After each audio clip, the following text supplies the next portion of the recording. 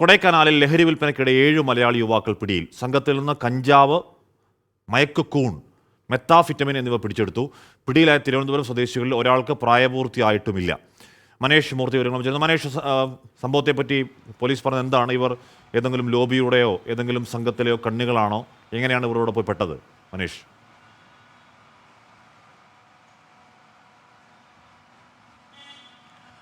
ഹാഷ്മി, ഒരു കോട്ടേജ് എടുത്ത് അവിടെ ഈ സഞ്ചാരികളെ എത്തിക്കുന്ന ജോലി അവിടെ കോട്ടേജ് ലീസിനെടുത്ത് നടത്തുകയായിരുന്നു എന്നുള്ളതാണ് പോലീസ് പറയുന്നത്. ഈ 7 പേരും ചേർന്ന് അവിടെ ഒരു കോട്ടേജ്, കൊടൈക്കനാലിൽ ഒരു കോട്ടേജ് ലീസിനെടുത്ത് നടത്തുകയായിരുന്നു.